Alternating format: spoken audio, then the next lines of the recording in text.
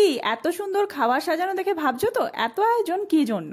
রয়েছে 5 রকমের ভাজাভুজি, স্যালাড, ফুলকপি চিংড়ি, আর এটা হচ্ছে মাটন। আমার সব সময়ের পছন্দের, তোমাদেরও নিশ্চয়ই।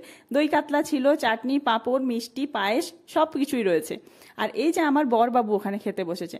আর এটা ছিল আরেক দিনের খাওয়া। কি জন্য? না, এটা ছিল আইবুড়ো ভাতের খাওয়া। হ্যাঁ, বিয়ের এতদিন পর আইবুড়ো ভাত, সবাই নিশ্চয়ই বলবে যে 2-3 মাস পরে কেউ আইবুড়ো ভাতের ভিডিও পোস্ট করে। এই ভিডিওটা আমি আজকে গ্যালারি ঘাঁটতে ঘাঁটতে খুঁজে পেলাম। ভাবলাম না, ভিডিওটা পোস্ট করা হয়নি, সবার সাথে শেয়ার করি।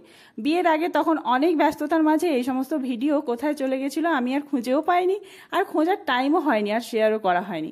এই দেখো, এখানে ভাত আমার অনেকটা খাওয়া হয়ে গিয়েছিল। তারপরে আমি মাটন দিয়ে বেশ ভাতটা মাখিয়ে খাবো বলে ঠিক করছিলাম। এখানে মটনের আলুটাও যেমন নরম ছিল, মটনগুলো খুব ভালোভাবে সেদ্ধ হয়েছিল। আমার বৌদি ভাই রান্না করেছিল, খুব সুন্দর হয়েছিল বৌদি ভাই। আর এরপর যে সমস্ত খাবারগুলো ছিল সমস্ত একবার তোমাদেরকে দেখিয়ে দিই। মেনুতে ছিল স্যালাড, আলু ভাজা, বেগুন ভাজা, করলা ভাজা, শাক ভাজা, এটা ছিল ফুলকপি চিংড়ি, ওটা মাটন, আর তারপরে ছিল দই কাতলা। তারপরে রয়েছে দেখো পায়েস, পায়েসের পর মিষ্টি আছে, তার আগে চাটনি আর দই। মাসি বাড়িতে আইবুড়ো ভাত খেতে গিয়েছিলাম। মাংস যেমন ভালো হয়েছিল, মাছটাও ভালো হয়েছিল। মাছটা মাসি রান্না করেছিল, আর মাছটা খুব নরম ছিল আর খুব ফ্রেশ ছিল, খুব টেস্টি ছিল। তবে তোমরা কারা কারা মাংসের থেকেও বেশি মাছ খেতে ভালোবাসো কমেন্ট করে জানিও। তবে ঠিক মাটন থাকলে নিশ্চয়ই মাছ খেতে পছন্দ করবে না অনেকেই। চাটনি খাওয়া হয়ে গিয়েছিল, তারপরে দেখো দই খাচ্ছি। এই দইটা খুব সুন্দর, সেরা খেতে একদম।